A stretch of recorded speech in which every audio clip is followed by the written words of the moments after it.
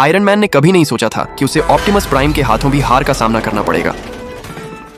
अच्छी बात यह थी कि उस समय टोनी खुद सूट के अंदर नहीं था, क्योंकि मार्क 42 को पहले से ही रिमोटली कंट्रोल किया जा सकता था। उधर किलियन ने आयरन पेट्रियट पर कब्जा कर लिया था। उसने प्रेसिडेंट को किडनैप करके अपने सीक्रेट बेस में ला रखा था, जहां पेपर भी कैद थी। टोनी और रोडी ने आखिरकार उस बेस को ढूंढ निकाला, लेकिन टोनी की गन शूटिंग इतनी खराब थी कि उसकी लगभग हर गोली दुश्मनों से दूर जा रही थी। रोडी भी उसे रोस्ट करने से खुद को रोक नहीं पाया। तभी दुश्मनों की एक बड़ी फौज उनकी तरफ दौड़ पड़ी, लेकिन टोनी बिल्कुल परेशान नहीं हुआ, क्योंकि उसके आदेश पर आयरन लीजन पहुंच चुका था।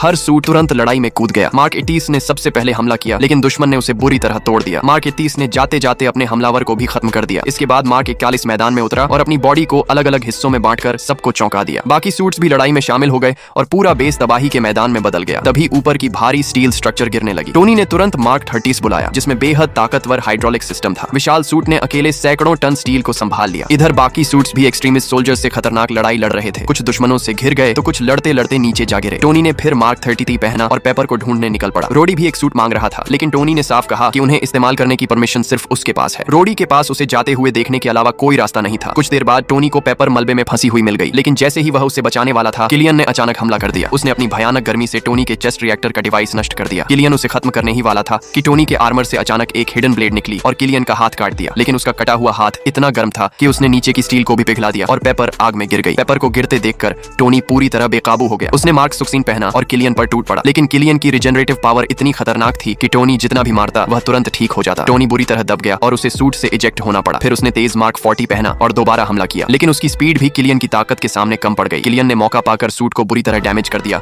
और आखिरकार टोनी का आर्मर ही फाड़ डाला। तभी अचानक लंबे समय से गायब मार्क 42 वहां पहुंच गया। टोनी ने हाथ बढ़ाया ताकि आर्मर उसके शरीर पर आ जाए,